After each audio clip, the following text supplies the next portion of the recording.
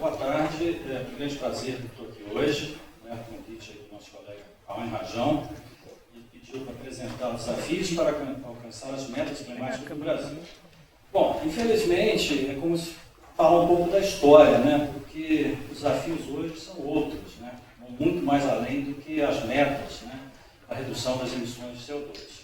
Mas, enfim, vou mostrar um pouco, então, dessa história, né, da NDC brasileira, da chamada Contribuição Nacionalmente Determinada, né, como é que o Brasil chegou nesses números e qual é o desafio, que não é pequeno, né, e como a gente pode alcançar esse desafio, apesar dos pesares, né.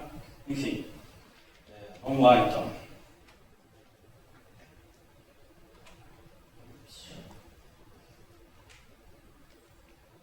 Ok, vai ao contrário. Bom, vocês podem observar nesse gráfico, né, o histórico das emissões brasileiras, né, e observem que essa curva em verde, na verdade deveria ser vermelha, é devido à mudança no uso da terra, sobretudo o desmatamento. Vocês observem que em 2004 tem um pico, né, e ela vem caindo até 2012 e agora gradativamente crescendo, né, e se acelerando, inclusive, com a notícia hoje do desmatamento anual do PRODES, ter alcançado quase 10 mil quilômetros quadrados. Não é somente uma tendência, mas também é uma aceleração dessa tendência, né? Vai se tornar novamente a primeira fonte de emissão de gases de efeito estufa do Brasil. Observem que hoje ainda é a agropecuária, a energia crescendo, mas nem tanto, sobretudo devido à crise, né, crise financeira dos últimos anos, que abateu um pouco das emissões do setor de transporte e de energia. Então a gente tem esses três momentos no tempo para a gente comparar, ou seja, o Brasil em 95 tinha uma emissão muito alta, né, chegava praticamente a 10 toneladas de CO2 por habitante. Né? Pra vocês terem ideia, os Estados Unidos hoje emitem em torno de 20 toneladas, né? Não é isso, Márcio? Em torno de 20 toneladas, e a Alemanha em torno de 11 a 10. Então o Brasil estava, que a Alemanha hoje emite por habitante.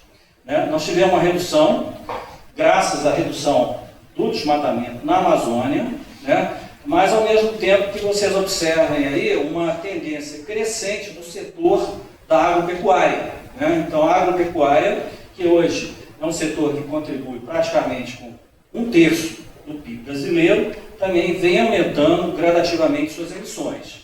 E o setor de transporte e energia, que vinha aumentando as emissões, houve uma queda em 2018, até 2018, comparando com 2012, mas como eu falei, isso devido à crise econômica que o país passou e está passando. E do setor que ele chama de AFOLU, que é o setor da agricultura, floresta e outros usos, né, a maior contribuição aí vem da pecuária. Né? Então, um boi, ele emite por ano, em termos de metano, emissões entéricas através do seu arroto, 1 tonelada de CO2 equivalente, em forma de metano. Como o Brasil tem um rebanho hoje em torno de 210 ou 215 milhões de cabeças, né? Inclusive reduziu um pouco essas emissões esse ano, devido às vendas à China, né? Que estão batendo muito boi, então vai reduzindo as emissões. Né? Esse setor ele é muito forte, ele contribui muito com o perfil de emissões de gás de efeito estufa do Brasil. E observem que há também o setor, né, das mudanças do uso do solo, sobretudo do desmatamento, e as remoções que são contabilizadas pelo nosso inventário, remoções das áreas manejadas, ou seja, se supõe que 1 hectare de floresta remova em torno de 500 a 1 tonelada de CO2 por ano. Isso é uma suposição porque não tem essas estimativas a nível nacional, né? Existem alguns inventários florestais mostrando isso no passado, mas muito está se mostrando hoje é o contrário, que é a floresta. As florestas, sobretudo a floresta amazônica, está deixando de ser um subidor de carbono para ser uma fonte de emissão. devido à degradação, sobretudo à degradação florestal, ou seja, excluindo o desmatamento, a degradação florestal, sobretudo devido a secas mais intensas e mais frequentes, e o fogo florestal associado. Enfim, mas é lícito o Brasil contabilizar esse sequestro, né, nos acordos, através do seu inventário nacional, porque outros países também os fazem. Né? Bom, e aí a gente tem o Acordo de Paris, né, que foi assinado aí, pela maioria dos países. Né? Nós tivemos, este ano, os Estados Unidos pediu formalmente para sair do Acordo de Paris, então praticamente só tem 2 ou 3 países que não assinaram o Acordo de Paris. Né? E o Brasil é signatário e, inclusive, ratificou a sua contribuição nacionalmente determinada ao Acordo de Paris.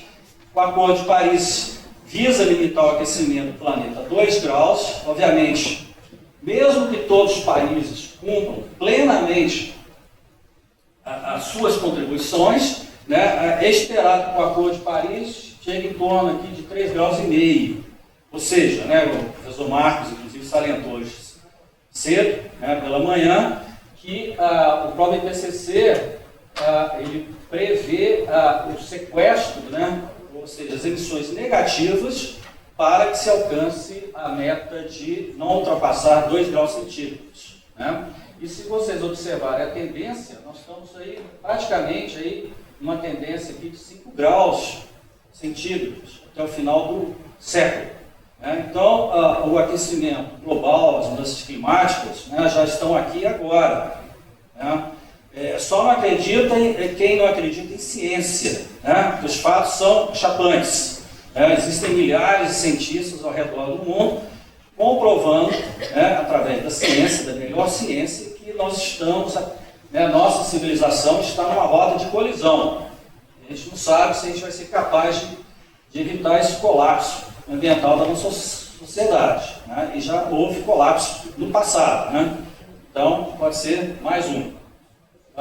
E essa janela de oportunidade está se fechando, ou seja, se a gente não reduzir drasticamente as emissões numa janela hoje de 5 a 10 anos, enfim, no final, mesmo meados do século, a gente vai sofrer consequências aí catastróficas. Né? Por exemplo, a Austrália já está sofrendo, né, os fogos, aí, incêndios florestais em escala praticamente continental.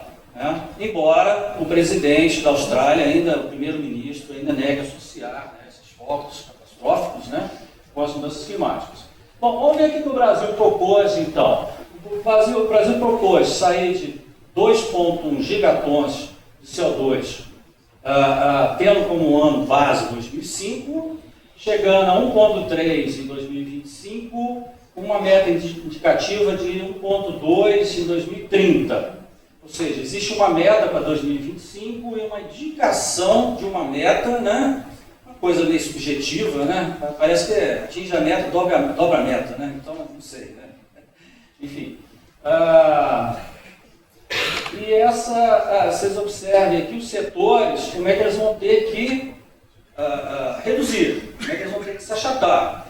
Então, vocês observam o seguinte: existe pouca margem de redução, existe uma boa margem de redução, com certeza, no setor de transporte de energia, né? Mas a maior cunha de redução é no setor de afoluo, sobretudo no setor da redução das emissões associadas ao desmatamento, certo? Essa proposta foi encaminhada em 2015, foi ratificada em 2016. Como que o Brasil chegou nesses números? Até hoje é um mistério. Parece que foi um cálculo de papel de pão, né?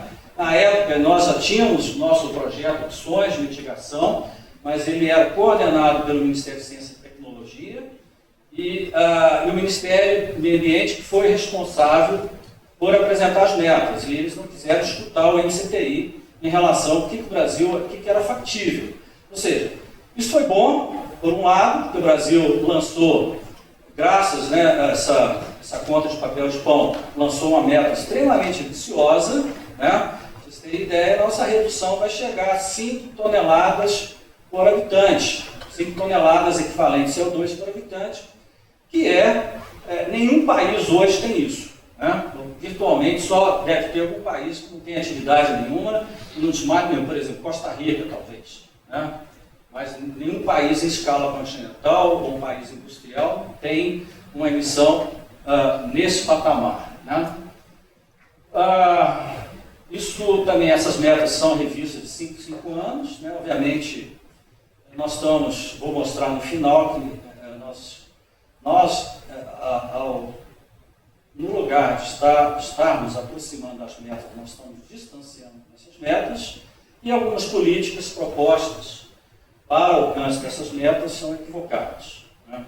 Bom, isso faz parte da academia, né? Sempre apresentar a nova ciência. Essa nova ciência, por muitas vezes, é controversa. Né? Então, enfim, o nosso papel também é apresentar controvérsias. Bom, setor de energia, eu vou passar, essa não é a minha área, né? Vou passar rapidamente. 18% da participação de bioenergia, aumento do uso de etanol e biodiesel, não sei se isso também é biomassa, é complicado, não é uma energia inteiramente limpa, porque você está associado, você tem um desmatamento indireto devido à expansão das culturas para biomassa de energia, soja, cana-de-açúcar, certo? Aumento das fontes renováveis, uso doméstico de fontes não fósseis, grande eficiência do setor elétrico, alguma coisa está se fazendo, mas graças ao mercado, muito mais induzido, né, esses avanços estão sendo induzidos pelo mercado, muito mais pelo mercado que pelo governo, certo? Bom, nosso setor é o setor de AFOLU, setor de uso, mudança do uso da terra, e aí esse setor é o setor que vai, é o setor mais importante para o alcance da NDC, é o setor do uso da terra. É nesse setor que estão as maiores reduções de emissão de gases de efeito estufa e a redução com menor custo. Isso é importante. Reduzir emissões de energia, de transporte, são reduções caras. E reduzir o desmatamento é barato e só traz benefícios. Né? Então, o governo propôs como políticas sugestivas da NDC, para o alcance da NDC, fortalecer o cumprimento do Código Florestal, né, que tem, inclusive, a revisão do Código, apesar da anistia dada aos desmatadores do passado, trouxe mecanismos interessantes. Né? Um é o cadastro ambiental rural, hoje você tem mais de 5 milhões de propriedades, né, praticamente 95% das propriedades rurais do Brasil estão no sistema, e apesar de toda, enfim, e é uma informação transparente, qualquer um pode baixar e analisar o balanço daquele proprietário, se ele está adequado ou não ao Código Florestal, certo? E quem não está adequado tem até 2020, se não mudar a lei, né, para começar o seu programa de regularização ambiental, é o PRA. Isso é super importante. O Brasil pretende ampliar a escala de sistemas de manejo de florestas nativas. Enfim, na verdade está se fazendo ao contrário, porque as áreas protegidas da Amazônia estão cada vez mais ameaçadas, estão sendo invadidas, griladas. Né? Zerar o desmatamento ilegal na Amazônia, que é uma proposta no mínimo indecente, porque se é ilegal, não pode nem propor uma coisa legal. O governo está propondo a ilegalidade, na verdade. Né? Compensar as emissões, né, do desmatamento legal da Amazônia e restaurar e reflorestar 12 milhões de hectares. Aí ficou também a dúvida, o próprio pessoal do NMA não sabia se isso era restauro de florestas nativas ou expansão de florestas plantadas. Então isso está, como se diz, um ponto de interrogação. Bom, como é que a gente pode? Vamos analisar essas políticas então. Né? E no setor agrícola, né, como hoje a produção de carne é uma prioridade nacional, né? O Brasil está lá, Bolsonaro fez até as pazes com o presidente chinês, né, para exportar carne, né, não é isso? O Xi Jinping, né, apesar das ideologias conflitantes, porque houve uma crise, a gripe suína, né, que afetou praticamente 40% do rebanho suíno da China. Então eles estão agora cada vez mais comprando carne no Brasil. Então, a produção de carne é uma prioridade nacional. E, em função disso, foi lançado. Você tem a agricultura de baixo carbono, como meta do plano ABC, reforma de 15 milhões de hectares de pastagens e mais a NDC, mais 15 milhões pela NDC, com base no pressuposto, né, ou até observações, que quando você reforma a pastagem, você sequestra o carbono no solo. Com isso, você está mitigando as emissões da pecuária. Vocês viram que hoje, praticamente, a segunda fonte de emissão de gás de efeito estufa no Brasil. Tá?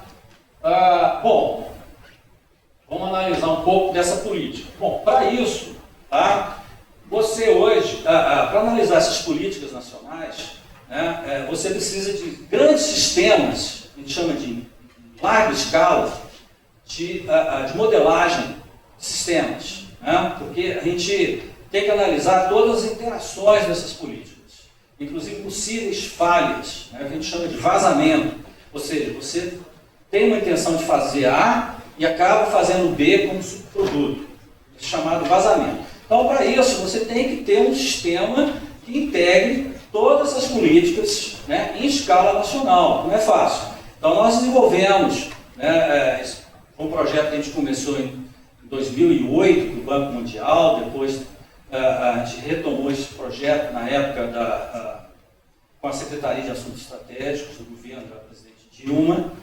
Depois, mais recentemente, através desse grande projeto do MCTI, né, MCTIC, né, na verdade, que é opções de mitigação dos gases de efeito estufa em setores-chave do Brasil.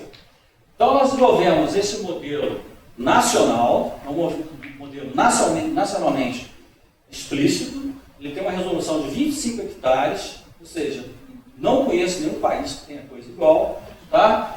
Que é uma plataforma integrada de modelagem do uso e mudança no uso da terra, tem uma plataforma de contabilidade de emissões, inclusive hoje, através da dissertação de doutorado na aluna nossa, né, Juliana, nós somos capazes de replicar o inventário nacional de emissões. Né? E a gente calcula também o custo de abatimento, ou seja, quanto que custa abater uma tonelada em cada setor, quanto que custa abater uma tonelada de emissões do desmatamento, certo? Quanto que custa em outras áreas, por exemplo, da pecuária. Então, isso é chamado custo de abatimento. A gente quer buscar as cunhas que tenham o maior potencial de abatimento a um menor custo. Então, a gente tem uma integração do uso da terra no Brasil. Com isso, a gente faz simulações, ou seja, a gente está fazendo o que se chama de avaliação ex ante das políticas nacionais. Então, esse aqui é o Brasil hoje, o Brasil daqui 2030. Então, a gente trabalha com cenários exploratórios, né, analisando aí, em cada cenário, qual que é o potencial de redução das emissões, né, mas considerando a expansão agrícola, a intensificação da pecuária, enfim, expansão das florestas plantadas, o cumprimento do Código Florestal, ou seja, integrando todas as políticas nacionais nessa plataforma de modelagem. Bom, então vocês observem aqui novamente o que é hoje 1.4, né, talvez mais, né, hoje 2019, mais devido ao aumento do desmatamento, e a gente precisa chegar ao 1.2 em 2030. E os outros setores vão contribuir, mas nem tanto. Como eu falei, o Brasil é um país com prioridades socioeconômicas. Então, não vai colocar o crescimento econômico em segundo plano. Né? E, com isso, a responsabilidade das reduções cai no setor do uso da terra. Certo? Então, o setor do uso da terra, que hoje é 808, deverá chegar a 534 e 420 em 2030, para que o Brasil alcance as metas de redução. Certo? E, se a gente detalhar esse setor, vocês vão ver que a agricultura ela vai subir, o Brasil está expandindo, né? O Brasil hoje é um grande celeiro de produção agrícola, ele vai continuar expandindo sua produção, não tem como, mesmo que ele adote uma agricultura de mais baixo carbono, as emissões da agricultura vão continuar subindo. E olha o grande desafio aí, onde é que está o desafio? Está na mudança do uso do solo, ou seja, não só zerar o desmatamento, como também contabilizar o sequestro do restauro florestal. Ou seja, para o Brasil alcançar as metas, praticamente ele vai ter que quase zerar o desmatamento e praticar em larga escala o restauro florestal. Certo? Agora eu estou falando de restauro e não de aflorestamento. Certo? Então, restaurar as áreas que foram desmatadas no passado, que têm uma vocação natural. Por exemplo, a Mata Atlântica em Minas Gerais já está sendo restaurada naturalmente, em muitas partes, devido ao abandono agrícola. Aqui são como alcançar essas metas, não vou falar desses números, mas tem um cenário chamado BC0, baixo carbono zero, e um cenário de baixo carbono, onde há um investimento de $10 por tonelada de CO2 abatido. Certo? Então, o cenário BC10. E aí ele é um pouco mais complicado, a gente acabou tendo que trabalhar com os dados oficiais. Então, se vocês observarem o desmatamento no Cerrado, ele é absurdo. Na verdade, eu acho que ele não chega a isso, mas era o dado histórico, que acabou que a meta, o Brasil já alcançou sua meta, né, entre aspas, de redução do desmatamento no Cerrado. Apesar de ser um desmatamento aí que era maior que na Amazônia, tá? Devido à linha de base que foi utilizada. Então, linha de base é uma boa maneira de, como se diz, trapacear, né?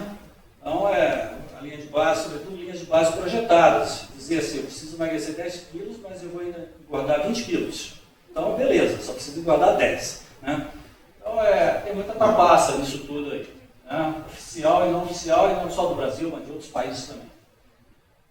Então, qual é a distância, então? Bom, infelizmente, né, a gente deveria estar alcançando aí em torno de 3,5 a 3,4 mil quilômetros quadrados por ano. E, infelizmente, hoje saiu a notícia que o desmatamento chegou a quase 10 mil quilômetros quadrados. Ou seja, não só nós estamos afastando da meta, né, quer dizer, não só não estamos nos aproximando, mas estamos afastando da meta. Certo? E é importante dizer o seguinte, e esse desmatamento, ele é legal ou é ilegal? Né? Aí que tá, aí que mora o perigo, porque boa parte do desmatamento na Amazônia, se vocês observarem, que como a gente tem condições, através do cadastro ambiental rural, fazer o balanço das propriedades rurais, né, pelo Brasil inteiro, nós calculamos que 67% das propriedades na Amazônia estão com passivo ambiental, certo? Ou de APP ou de reserva legal, ou seja, elas têm que entrar no programa de regularização ambiental. E dessas, 15% estão, 15% das propriedades estão desmatando. Isso mostra que não é todo mundo que desmata, né? Muitos já desmataram no passado, não precisam desmatar mais, mas 15% das propriedades da Amazônia são responsáveis pelo desmatamento que cai dentro das áreas privadas, não estou considerando a área não designada, unidade de conservação. E aí a gente faz uma análise, mostrando que 82% desse desmatamento está em propriedades que estão no vermelho, ou seja, elas estão no balanço negativo do Código Florestal. Ou seja, esse desmatamento é potencialmente legal. É difícil, né, de comprovar, né, na justiça, né? Mas isso é uma bandeira, um red flag, que poderia indicar para o IBAMA aí conferir in situ essas propriedades, ou seja, usando aí o que a gente chama de inteligência territorial. Né?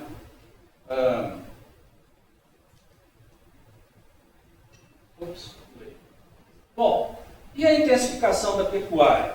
Né? Esse é o carro-chefe, né, da Embrapa, né, a menina de olhos, diz, né, da Embrapa, e a Embrapa vem apoiando esse programa de reforma de pastagem em grande escala. Bom, nós, inclusive com o professor aqui da veterinária, o Fabiano Alvim, Xará, que é o maior especialista de pecuária no Brasil, desenvolvemos um programa para analisar os sistemas econômicos de intensificação, ou seja, a gente simula a estratégia anterior e pós-intensificação. E com isso, a gente faz, olha, vamos fazer um mix de reforma de pastagem, um mix de suplementação em pasto, um mix de confinamento. E a conclusão que nós chegamos é o seguinte, a pior política é aquela que enfatiza a reforma de pastagem. Por quê? Primeiro, ela tem um custo caro, investimento hoje de reformar uma hectare é em torno de 2 a 3 mil reais. E quando você reforma, você tem que colocar mais boi para pagar o investimento. Então, isso você está encorajando o crescimento do rebanho. Então, tem um feedback positivo aí, uma retroalimentação positiva no sistema, que o governo não percebeu. Nós estamos publicando um artigo agora, depois de 3 paus que os revisores eram da Embrapa, né? Então, considerado conflito de interesse, mas vai sair publicado agora, daqui a algumas semanas, na Environmental Research Letters, dizendo que a reforma massiva de pastagem não é a melhor estratégia para a redução das emissões de gases de efeito estufa da pecuária. Pelo contrário, o pior cenário, o cenário governamental, é aquele que vai reduzir menos, porque ele vai encorajar o crescimento do rebanho. O Brasil precisa reduzir o rebanho, um rebanho mais produtivo. Para isso, a saída mais eficiente é o confinamento. Ou seja, você vai comer uma carne que seja menos saudável para a sua saúde, mas que é mais saudável para o meio ambiente. Na verdade, são abordagens integradas. Você não pode considerar as políticas, né, em separado. É muito importante ter a forçante ambiental, ou seja, cumprir a lei ambiental no Brasil, e ela vai ser o ponto que vai catalisar todas as outras mudanças. Hoje, até o movimento ambiental, parte do movimento ambiental, defende a intensificação como uma maneira de poupar terras. Na verdade, é o contrário. Você tem que forçar o proprietário a respeitar a lei. E com isso, a saída para ele vai ser a intensificação, ou seja, eles reverteram o pensamento, infelizmente. E a gente observa que tem, inclusive, NGOs praticando essa falácia da intensificação como uma maneira de poupar terra. Bom, enfim, isso é um pouco do passado, né? Na verdade, todas essas políticas hoje estão comprometidas, né? Nós temos aí, né, o governo de terraplanistas, né? Então, mas vamos esperar, quem sabe, temos que ser otimistas, né? Mais 3 anos e um mês, mais alguns dias, quem sabe a gente consegue reverter, né? Sair dessa onda, né? Surfar outra onda, né? Bom, basicamente era isso. Não sei se você tiver o tempo, mas enfim, como a gente também...